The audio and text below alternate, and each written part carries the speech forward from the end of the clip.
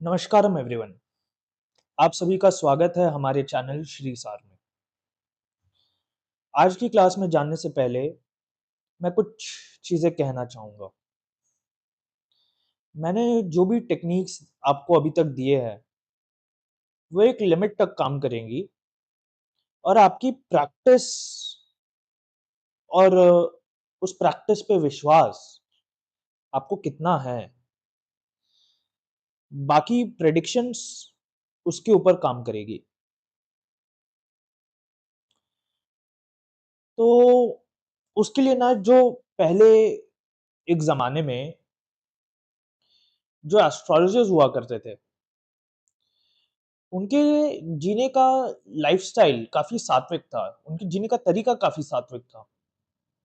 तो आपको अपना जीने का तरीका भी कहीं न कहीं सात्विक बनाना होगा। Instead of going outside, go inside. बाहर की यात्रा करने से अच्छा भीतर की यात्रा कीजिए। उससे प्रेडिक्शंस भी बढ़ेगा, सात्विकता भी बढ़ेगी, आपके अंदर का सत्व भी बढ़ेगा और जनरल हैप्पीनेस ऑफ लाइफ भी बढ़ेगा। चलिए स्टार्ट करते हैं आज की क्लास के साथ। तो आज की क्लास में 3 बहुत बड़े टेक्निक्स मैं आपको सिखाऊँगा और उसे आप जितना प्रैक्टिस करेंगे वो उतना रिफाइन होता जाएगा और शायद ये टेक्निक्स एक बार में समझ ना आए, तो प्रैक्टिस ज़रूर कीजिएगा। आज का टॉपिक है हमारा जेमिनी और मर्क्यूरी। मर्क्यूरी के जो अवतार है, वो है भगवान विष्णु, ठीक है? और लाइक मर्क्यूरी के डायरेक्ट अवतार भगवान विष्णु हैं और मर्क्यूरी के किस तरह से अवतार देखा जाए लाइक बीपीएचएस के हिसाब से, तो उन्हें वो है भगवान बुद्ध। और क्योंकि वो राजा के घर में जन्म लिए थे, तो उन्हें प्रिंस भी बोला जाता है। तो भगवान बुद्ध यानी गौतमा सिद्धार्थ पैदा हुए नेपाल के और यूपी के बॉर्डर पे एक राजा के घर। जब उनकी कुंडली ज्योतिषों द्वारा देखी गई, तो ज्योतिषों ने कहा कि ये तो सन्यास ले लेगा। कहा कि अगर इन्होंने बाहर का एक्सपीरियंस कर लिया, तो इनके अंदर वैराग्य जाग जाएगा। इसी कारण से 29 की उम्र तक, 29 साल की उम्र तक भगवान बुद्ध ने बाहर जाकर नहीं देखा और कुछ भी खराब नहीं देखा। 29 के एज में भगवान बुद्ध अपने सारथी के साथ बाहर निकले और उन्होंने 4 चीजें देखी। ये पहली बार भगवान बुद्ध का बाहर का एक्सपीरियंस है। सबसे पहले उन्होंने एक बूढ़ा व्यक्ति को देखा। भगवान बुद्ध ने अपने सारथी से पूछा कि ये कौन है? तो सारथी ने कहा कि ये बुढ़ापा है। जो लोग बूढ़े हो जाते हैं, वो कमजोर हो जाते हैं, उनके शरीर झुक जाता है और थोड़ा शरीर खराब हो जाता है। दूसरी चीज भगवान बुद्ध ने देखी, गौतमा ने देखी, सिद्धार्थ ने देखी कि एक बीमार व्यक्ति था। तो उन्होंने अपने सारथी से पूछा कि ये कौन है? तो सारथी ने कहा कि ये बीमारी है। बीमारी जब होती है, तो व्यक्ति की हालत खराब हो जाती है और लोग दुःख पाते हैं। तीसरी चीज़ सिद्धार्थ ने देखी अपने रास्ते में, एक मरा हुआ व्यक्ति, ठीक है? तो सिद्धार्थ ने पूछा कि ये कौन है? तो सारथी ने कहा कि ये मरा हुआ व्यक्ति है। जब लोग बूढ़े हो जाते हैं या कुछ मिसहैप हो जाता है, तो बुढ़ापे में लोग या मिसहैप में लोग मरते भी हैं। तो ये एक मरा हुआ व्यक्ति है, ये मृत्यु है। इन तीनों चीज़ों को देखकर उनके अंदर एक दुःख था, एक शोक था। फिर उन्होंने एक चौथे आदमी को देखा। वो पीला कपड़ा पहना हुआ था, सर शेव किया हुआ था, सन्यासी था। उन्होंने अपने सारथी से पूछा कि ये कौन है? सारथी ने कहा ये सन्यासी है। बोले भगवान पूछे कि सन्यास क्या होता है? सन्यासी क्या होता है? तो उन्हें सन्यास की डेफिनेशन पता चली और कहा कि ये तो मेरे काम की चीज़ है। सन्यास बहुत अच्छी चीज़ है और सन्यास उन्हें समझ में आया। उसी रात वो अपने छोटे से बच्चे और अपनी वाइफ को महल में छोड़कर आधी रात को निकल गए और 6 साल उन्होंने काफ़ी घनघोर तपस्या की। मतलब इतनी तपस्या की 6 साल तक उन्होंने कि अपनी बॉडी को ऐसा बना दिया कि कुछ खाना नहीं है, कुछ पीना नहीं है, ना सोना है और एक्सट्रीम पर बॉडी को लेके गए। अब ध्यान रखिएगा, मर्क्यूरी की दशा जब भी स्टार्ट होगी, पहले के 6 साल पर वो एक्सट्रीम पर लेके जाएगा और वो इसलिए करता है क्योंकि वो आपको बदलना चाहता है। आपकी लाइफ में जो पैरामीटर्स है, जो बेसिक है, उसे बदलना चाहता है। अब देखिए 6 साल जब उन्होंने तप करा, तो उनके साथ 5 शिष्य थे, जो उन्हें फॉलो करते थे। लेकिन 6 साल के बाद भगवान बुद्ध ने एक बैलेंस्ड अप्रोच स्टार्ट किया कि खाना टाइम पे खाना है और सोना टाइम पे है वगैरह, ठीक है? तो जैसे ही उन्होंने ये नियम छोड़े, कठोर नियम छोड़े और चीज़ें टाइम से करना स्टार्ट की, मिडल पाथ पे वो गए, तो उनके शिष्य उन्हें छोड़कर चले गए। वो कहने लगे कि वो पथभ्रष्ट हो गए हैं।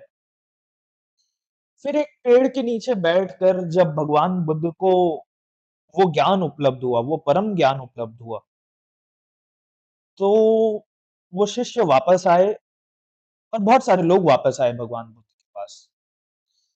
तो मर्क्यूरी अपनी दशा में 6 साल बहुत परेशान करेगा आपको। चाहे कैसा भी बैठा हो, एक्सट्रीम परेशान करता है।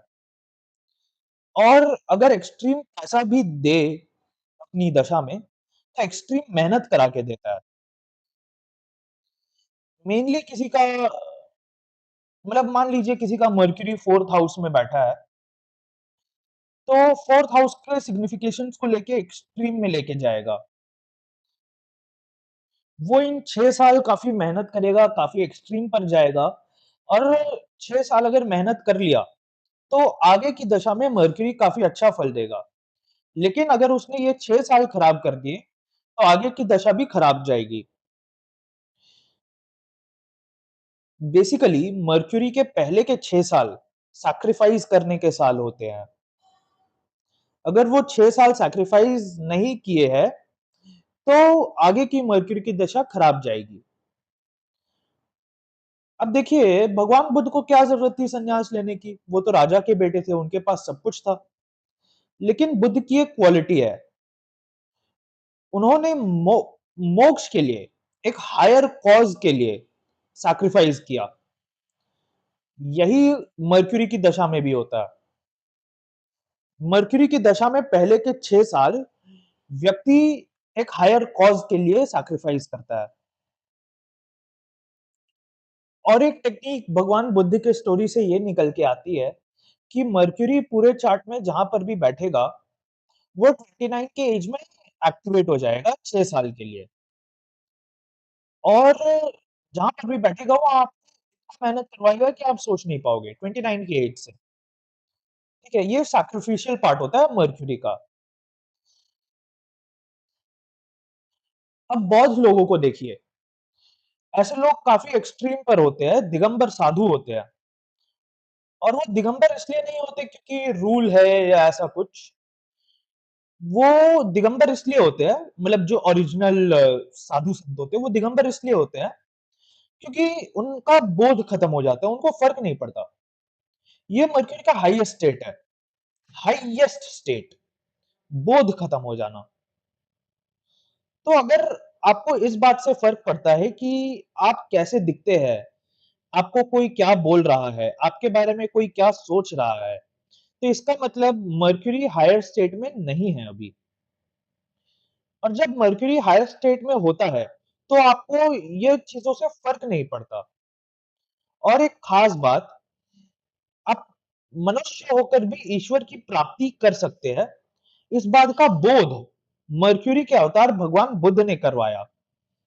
जिसका मर्क्यूरी अच्छा होने लगता है, उसके अंदर हीन भावना खत्म हो जाती है।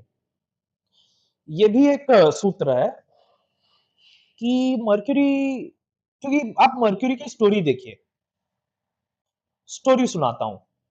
तो क्या हुआ कि जुपिटर और उनकी वाइफ तारा, जुपिटर है और उनकी वाइफ तारा है।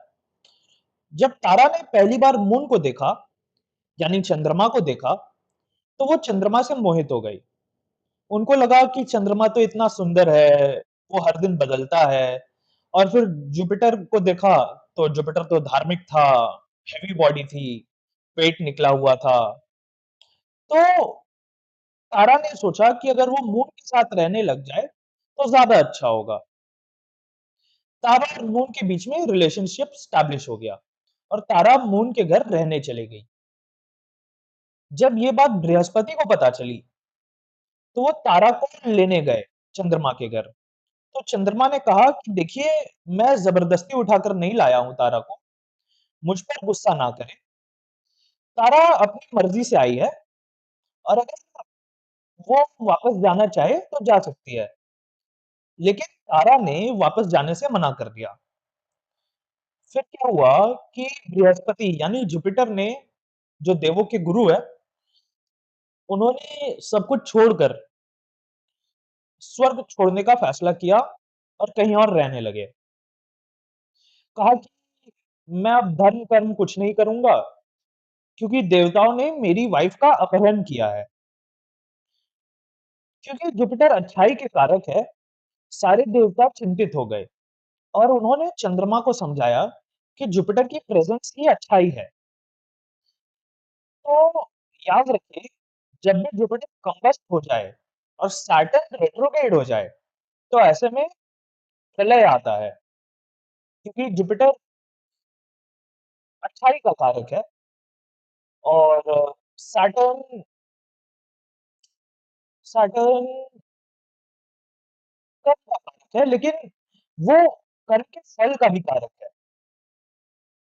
बैक टू द स्टोरी, जब देवताओं ने चंद्रमा को समझाया, तो चंद्रमा ने तारा को जुपिटर के पास वापस भेज दिया। लेकिन तारा जब जुपिटर के पास वापस गई, तो वो प्रेग्नेंट थी और प्रेग्नेंट देखकर जुपिटर को गुस्सा आया। जुपिटर ने पूछा कि इस बच्चे का बाप कौन है? बच्चे का बाप तारा बता नहीं पाई। लेकिन 3-4 बार जुपिटर के पूछने पर मरकरी इतना इंटेलिजेंट था कि वो पेट से पूछने लगा अपनी माता से कि माता, मेरे पिता कौन है? तो मरकरी जो है, वह मून की इलेजिटिमेट चाइल्ड है, मतलब नाजायज औलाद है। इसलिए दुनिया में जितने भी इलेजिटिमेट चाइल्ड होते हैं, उसमें मर्क्यूरी और मून का इन्वॉल्वमेंट चार्ट में जरूर देखने को मिलता है। अब जुपिटर ने गुस्सा होकर मर्क्यूरी को श्राप दिया कि तुम नपुंसक हो जाओगे। उन्होंने कहा कि मेरा वचन है कि इस बच्चे इस बच्चे में ना कोई पुरुष बनेगा, ना स्त्री बनेगा। ये श्राप मिला। अब मर्क्यूरी जितना भी जगह रिप्रेजेंट होगा, वहां बच्चे की तरह रिप्रेजेंट होगा। और मर्क्यूरी का क्या रिप्रेजेंट करता है, ये जानते हैं। प्लेग्राउंड गुड मर्क्यूरी को रिप्रेजेंट करता है। ठीक है, प्लेग्राउंड अगर आसपास हो, तो मर्क्यूरी फोर्थ हाउस में होता है जनरली। मतलब या फोर्थ हाउस में मर्क्यूरी हो, तो आसपास प्लेग्राउंड, बच्चे, छोटे बच्चे होते हैं घर के। तो मर्क्यूरी का बचपन भी ध्यान दे सकते हैं। लेकिन एक सूत्र वहाँ से ये निकलता है कि 3 साल से लेके 12 साल की उम्र तक अगर खराब हो, इसका मतलब मर्क्यूरी खराब है। बहुत सिंपल टेक्निक है ये। और एक बात ध्यान देने की ये है कि मर्क्यूरी छोटा बच्चा है, एक्साइटमेंट है। मतलब छोटे बच्चे में एक्साइटमेंट होता है ना, तो वही। और जुपिटर मैच्योर है। इन दोनों का कॉम्बिनेशन एक साथ ठीक नहीं होता। ये कॉम्बिनेशन उतना अच्छा माना नहीं जाता। इसे इस तरीके से भी कह सकते हैं। और एक बात ध्यान रखने की ये है कि क्योंकि मर्क्यूरी एक बच्चा है, वो जितना भी इंटेलिजेंट क्यों ना हो, उसे किसी ना किसी का साथ चाहिए होता है। और मर्क्यूरी जिसके साथ बैठ जाता है, उसके गुण धर्म दोष अडॉप्ट कर लेता है, कि वो तो बच्चा है और बच्चे को संगत जैसी मिलती है, वो वैसा ही हो जाता है। अब मानिए एक बच्चा है जिसे अच्छी संगत मिली, तो वो अच्छे कर्म करने लगेगा। एक बच्चा है जिसे बुरी संगत मिली, तो वो बुरे कर्म करने लगेगा। ये सिंपल सी बात है। इसलिए मर्क्यूरी का मून के साथ बैठना या जुपिटर के साथ बैठना या वीनस के साथ बैठना फिर भी बहुत अच्छा है मेलेफिक्स के साथ बैठने की कंपैरिजन में। लेकिन मानो मर्क्यूरी बैठ गया मार्स के साथ, मार्स तो आर्मी कमांडर है, तो कम्युनिकेशन में मार्स की तरह हो जाएगा। सिमिलरली मर्क्यूरी मान लीजिए राहु के साथ बैठ जाए, तो एक शैतान बच्चे के साथ मर्क्यूरी बैठ गया। अब जितने भी आइडियाज है वो उल्टे है। मर्क्यूरी राहु की पूरी तैयारी इस बात पे होती है कि कोई काम को कैसे उल्टे तरीके से किया जाए या कोड ब्रेक कैसे किया जाए। मान लीजिए मर्क्यूरी केतु बैठ गया वहीं पर, तो कम्युनिकेशन में ब्रेक देगा, स्टैमरिंग के इश्यूज देगा। और एक बात पे आते हैं, जैसे मर्क्यूरी और जेमिनाई। जेमिनाई थर्ड राशि है और थर्ड हाउस है। ठीक है, तो हमारा सांस लेने का तरीका, थर्ड हाउस हमारा गर्दन भी है, मर्क्यूरी डुअलिटी भी है। मर्क्यूरी देखता है कि हमें हमेशा अपने ऑप्शंस खुले रखने चाहिए, हमेशा चीजें खुली रखनी चाहिए, क्योंकि मर्क्यूरी घूमता है इधर-उधर। गर्दन कैसे इधर-उधर घूमती है ना, मतलब गर्दन से हम सिर हिला सकते हैं वगैरह, तो उसी तरीके से मर्क्यूरी खराब हो, ऐसे व्यक्ति का पेपर पूरा नहीं होता। थर्ड हाउस सिबलिंग्स के भी होते हैं, सबकॉन्शियस के भी होते हैं। मर्क्यूरी डिसाइड करता है कि आप सबकॉन्शियसली क्या सोच रहे हैं, और आप जो सोच रहे हैं, ये कंफर्म है कि आप वैसे ही बन जाएँगे। मतलब आप सबकॉन्शियसली जो सोच रहे हैं, ये कंफर्म है कि आप वैसे ही बन जाएँगे। और एक सूत्र होरा रत्नम का ये है कि अगर 7th लॉर्ड मर्क्यूरी हो जाए, मतलब मर्क्यूरी 7th लॉर्ड हो जाए या 7th लॉर्ड मर्क्यूरी हो जाए, एक ही बात है। और उसके साथ मेलेफिक बैठ जाए, तो ऐसे व्यक्ति की बीवी ही उसकी दुश्मन हो जाती है। पर इस वाले डिक्टेम को ना कहीं पर भी लगा सकते हैं।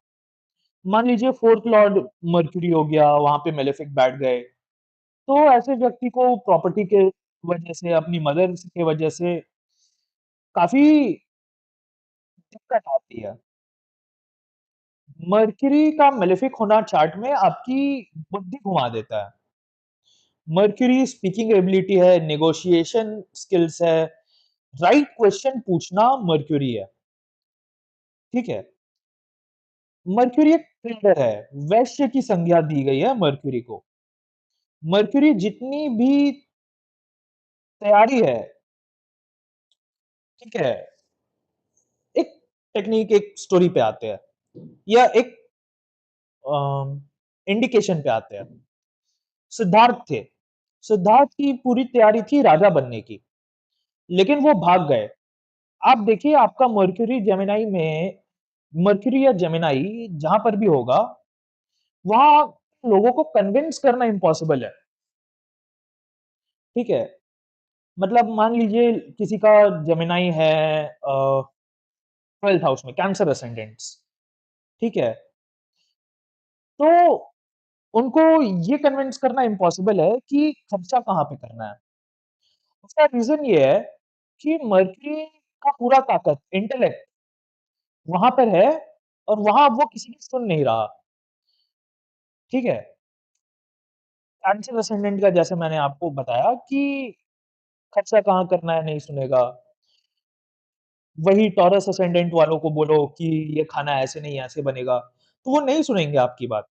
क्योंकि उसने पहले से नोशन बना लिया है दिमाग के अंदर कि ये काम ऐसे ही होगा। ये नोशन है उसकी।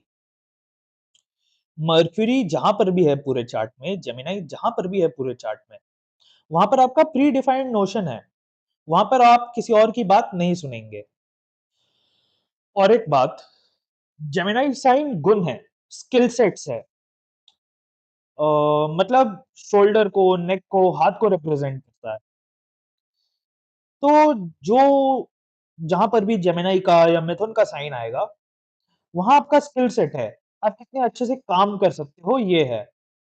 आप कितना अच्छा कुछ भी कर सकते हैं, जैसे ईमेल लिखना, ड्राइविंग करना, डे टू डे स्किल्स, ये सब थर्ड हाउस या जेमिनी से आता है। अब देखिए मर्क्यूरी ना सूर्य के सबसे पास है, ठीक है? सूर्य से पास बैठते हैं वो हमेशा। मतलब सूर्य से या तो एक घर आगे या तो एक घर पीछे या तो उसी घर बैठते हैं। और सूर्य आत्मा का कारक है। तो आत्मा को पहचानने के लिए जो बुद्धि चाहिए, वो मर्क्यूरी देता है, ठीक है? भले ही मर्क्यूरी बच्चा है, लेकिन सूर्य की गर्मी से ही मर्क्यूरी को ताकत आती है। सूर्य के तेज से ही मर्क्यूरी की ताकत आती है। इसलिए सूर्य मर्क्यूरी यानी बुध आदित्य योग, ये ब्राह्मणों के लिए अच्छा बताया गया है। क्योंकि सूर्य आत्मा का कारक और मर्क्यूरी हो गया इंटेलिजेंस, ठीक है? तो ब्राह्मणों के लिए अच्छा है। और जिसकी भी स्पीच अच्छी होती है, इन्फ्लुएंशियल होती है, उनके चार्ट में भी कहीं न कहीं बुध आदित्य योग यानी सन और मर्क्यूरी का कॉम्बिनेशन होता है। जेमिनी साइन जो थर्ड हाउस है, वो आपकी हॉबी है।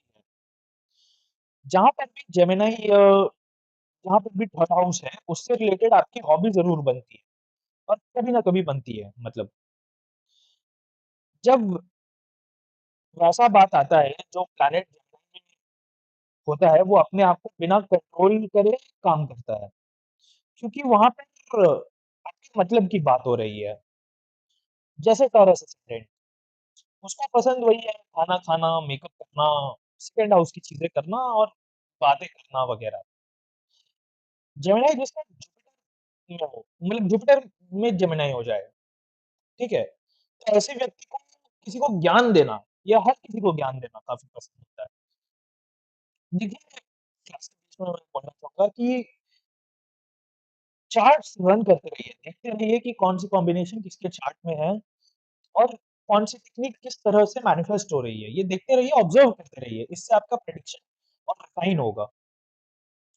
अब देखिए जेमिनी पड़ोस भी है और जेमिनी में मार्स आ जाए थर्ड हाउस में, तो एक प्रेडिक्शन था कि ऐसे व्यक्ति के पड़ोस में आर्मी ऑफिशियल या फिर कोई पुलिस या कोई वर्दी वाला व्यक्ति रहता है। अब देखो आप लोगों का पड़ोसी कौन-कौन है, अपने दिमाग में चार्ट्स रन करो, अपना थर्ड हाउस लो और वहाँ से प्रेडिक्ट करो, देखो कि ज़िंदगी भर वैसा ही पड़ोसी क्यों मिलेगा। जेमिनी में थर्ड हाउस के अंदर अगर वीनस आ जाए, तो ऐसा व्यक्ति के पड़ोस में अफ़ेयर होगा, मतलब ऐसा व्यक्ति का अफ़ेयर होगा पड़ोस में। और राहु वीनस आ जाए तब तो पक्का होगा, थर्ड हाउस में राहु वीनस जेमिनी में आ जाए, तो ऐसा व्यक्ति का 100% अफ़ेयर होता है पड़ोस में, ठीक है? सैटर्न, केतु ऐसे में अगर आ जाए जेमिनी में, ठीक है? तब अफ़ेयर रुक सकता है, ठीक है? मतलब अगर वीनस के साथ केतु आ जाए तो अफ़ेयर रुक सकता है। लेकिन जनरली अफ़ेयर होता ही है। मर्क्यूरी रहेगा थर्ड हाउस के अंदर तो छोटे-छोटे बच्चे होते हैं पड़ोस में। जेमिनी में मर्क्यूरी रहेगा तो कम्युनिकेशन में चैटर बॉक्स रहेगा, ये बात तो पक्की है। बात करने में ऐसे लोगों को काफ़ी मज़ा आता है।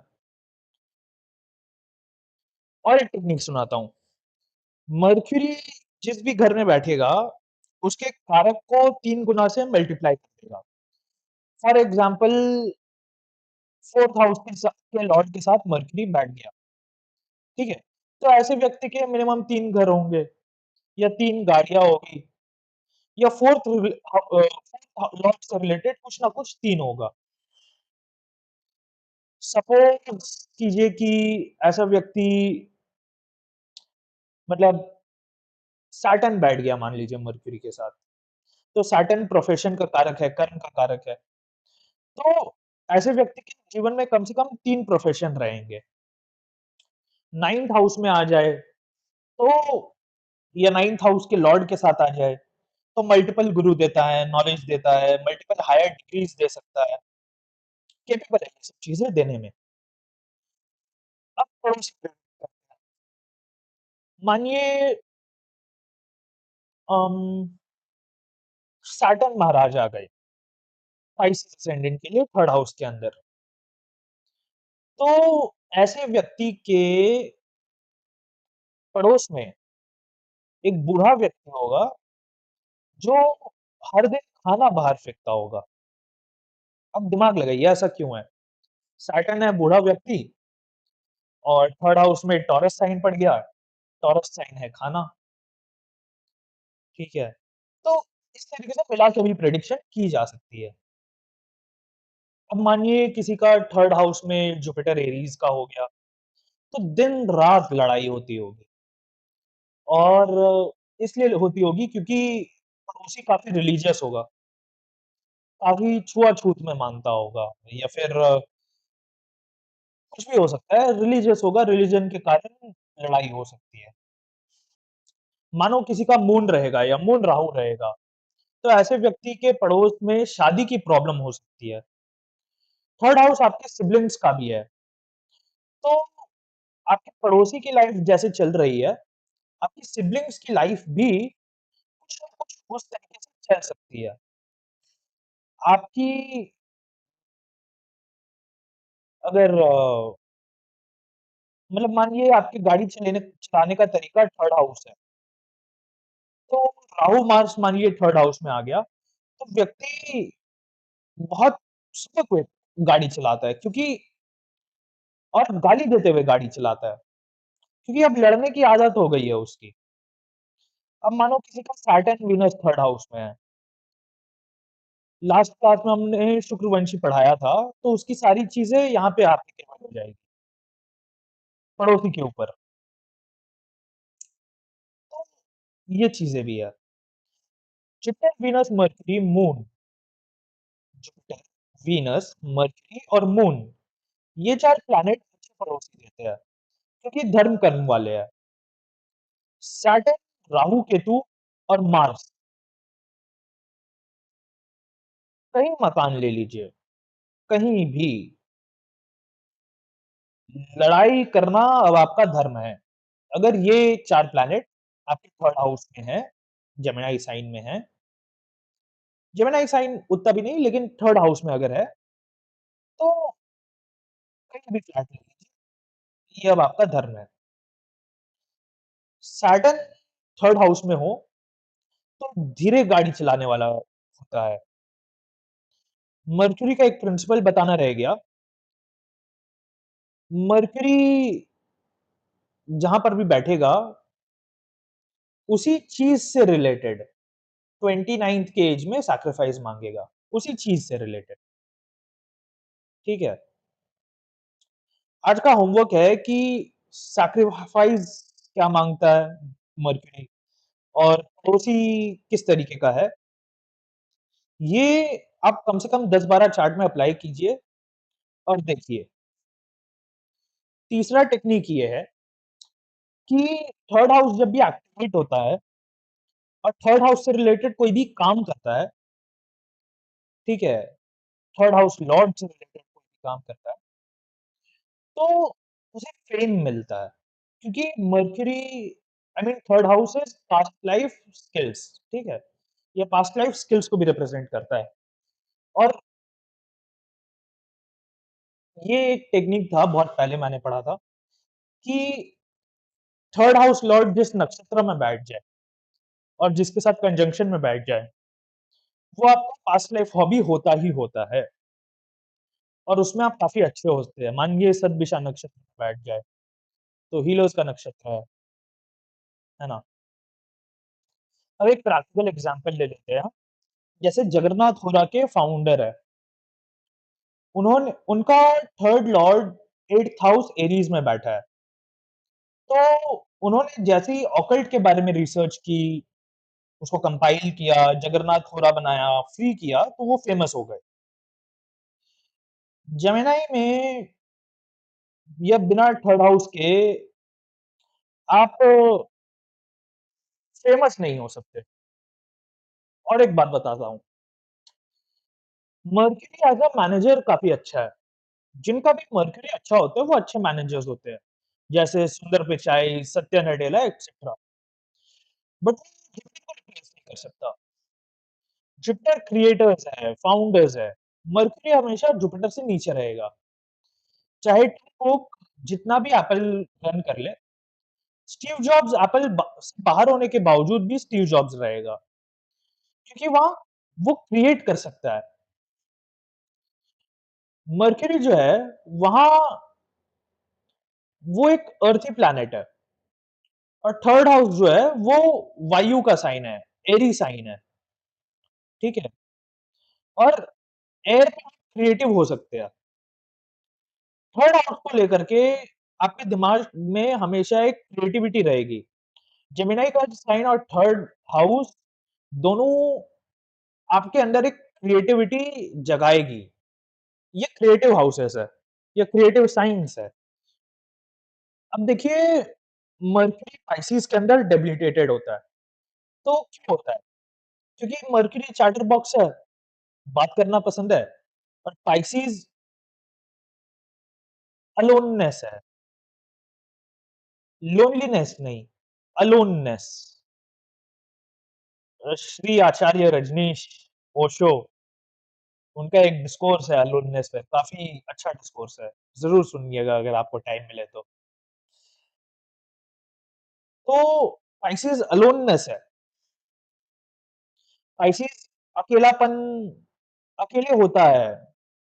एक स्पिरिचुअलिटी है पाइसेस में, एक एक ट्रू स्पिरिचुअलिटी अगर देखा जाए तो वो पाइसेस रिप्रेजेंट करता है।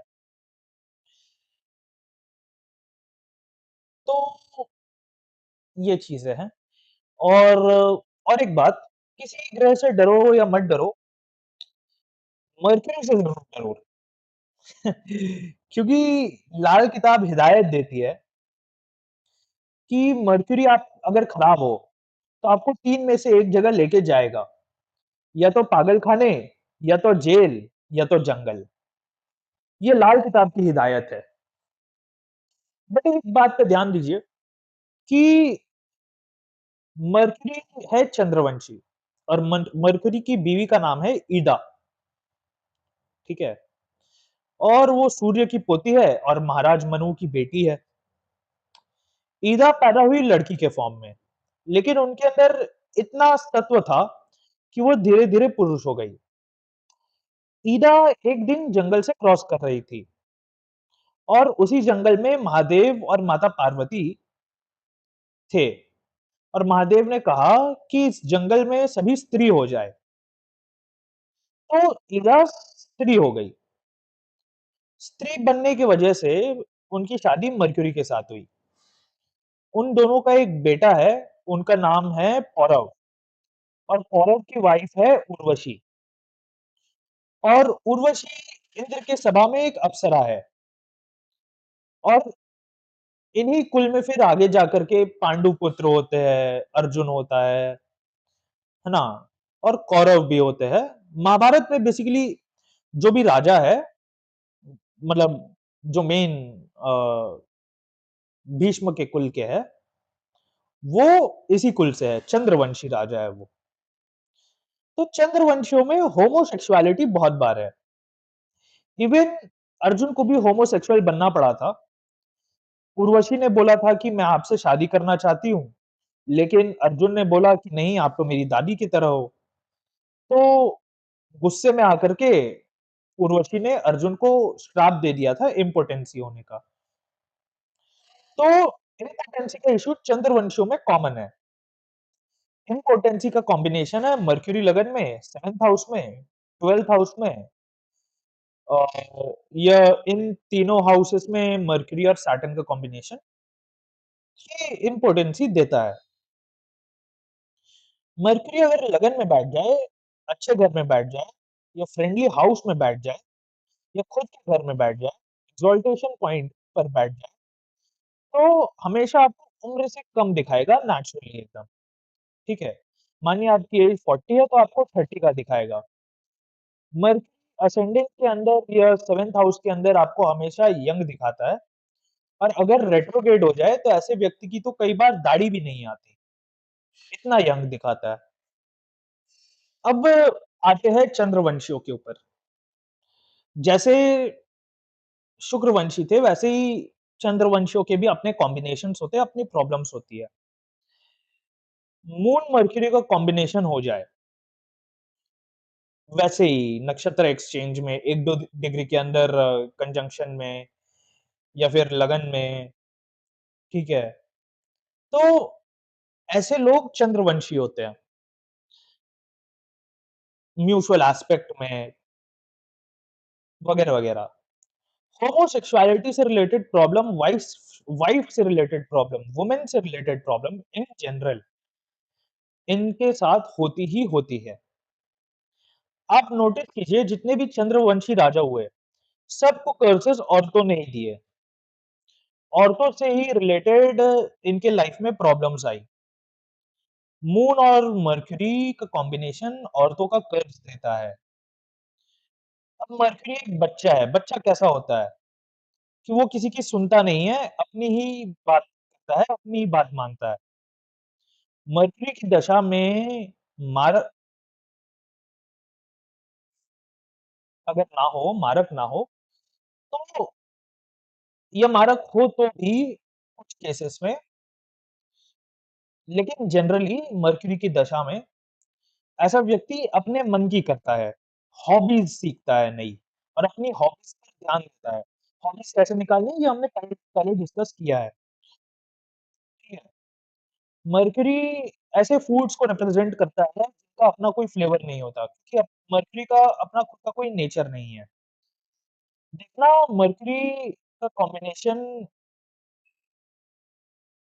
बंदे को बहुत मतलब मर्क्यूरी वीनस का कॉम्बिनेशन बंदे को बहुत क्लासी बनाता है, ठीक है? क्योंकि वो वीनस की एनर्जी को एक तो एम्प्लीफाई करेगा और वीनस का गुण-धर्म दोष लेगा, तो काफ़ी क्लासी व्यक्ति होते हैं मर्क्यूरी वीनस वाले। और एक बात, मर्क्यूरी और जेमिनी जहाँ पर भी हो, ऐसा व्यक्ति मतलब नॉर्मल होता है, मतलब एकदम क्लासिक ह्यूमन होता है। मानिए मर्क्यूरी लगन में है, ठीक है? और जेमिनी लगन में है। ऐसा व्यक्ति ना बहुत मोटा होगा, ना बहुत पतला होगा, ना बहुत नाटा होगा, ना बहुत लंबा होगा। एकदम स्टैंडर्ड हाइट, स्टैंडर्ड सब कुछ, ठीक है? तो ये देता है। मानिए मर्क्यूरी किसी का 4th हाउस में है, तो ऐसा व्यक्ति 4th हाउस हो गया चेस्ट, तो ऐसे व्यक्ति का चेस्ट काफ़ी नॉर्मल होगा। और एक बात, मर्क्यूरी जो है ना, वो आपके मैटरनल ग्रैंड-पेरेंट्स भी है और पेरेंट्स भी है, ठीक है?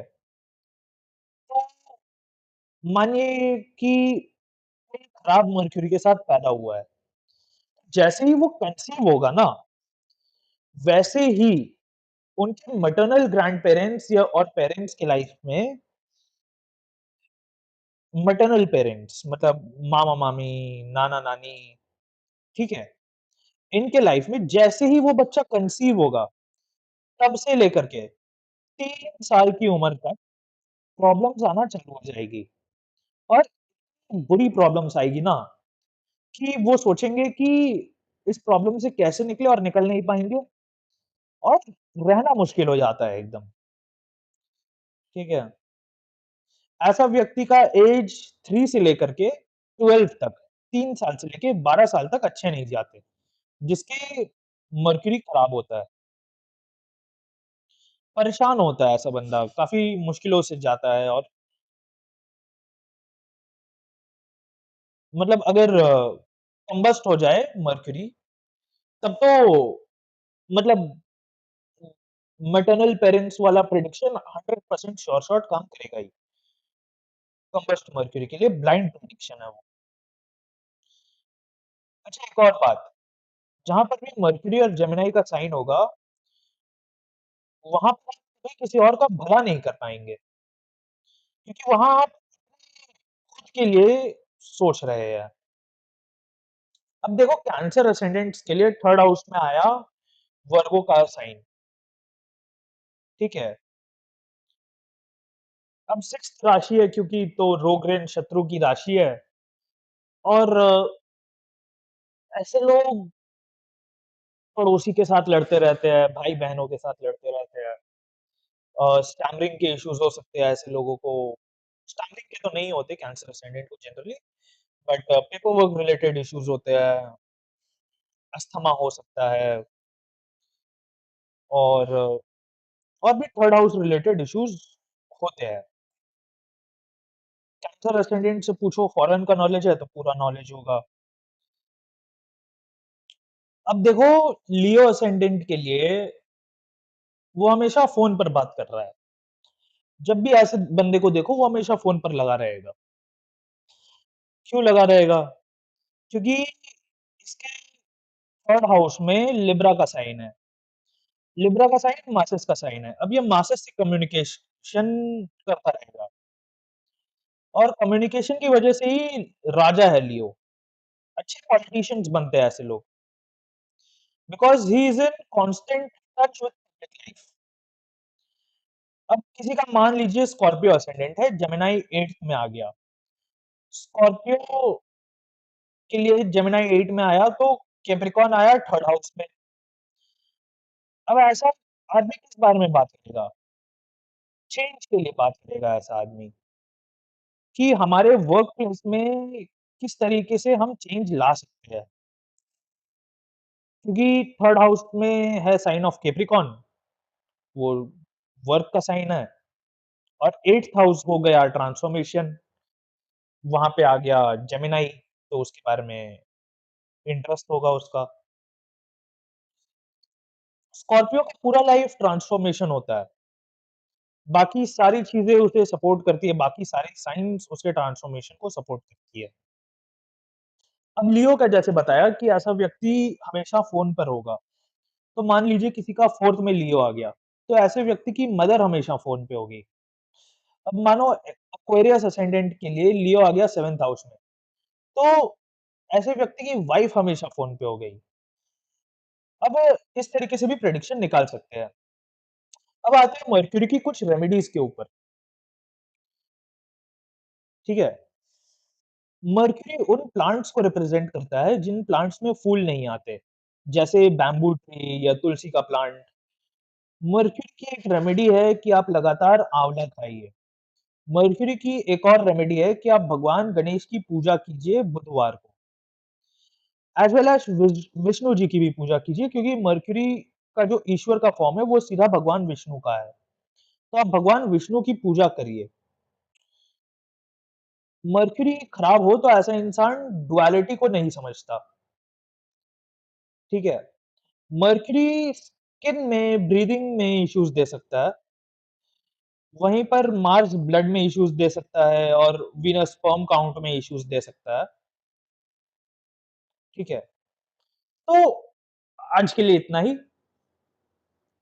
आज हमने कुछ टेक्निक्स पढ़े, उस टेक्निक्स को प्रैक्टिस कीजिए और मिनिमम 10-15 चार्ट्स पे देखिए कि किस तरीके से मैनिफेस्ट हो रहा है। हर क्लास को प्लीज़ अच्छे से रिवाइज़ कीजिए और प्रैक्टिस कर लीजिए। उम्मीद है आपको आज की क्लास पसंद आई हो और जो भी अंत तक बने हुए हैं, प्लीज़ लाइक, शेयर, सब्सक्राइब ज़रूर करें। मिलते हैं नेक्स्ट वीडियो के साथ। Till then good bye, bye bye. नमस्कारम, राधे-राधे।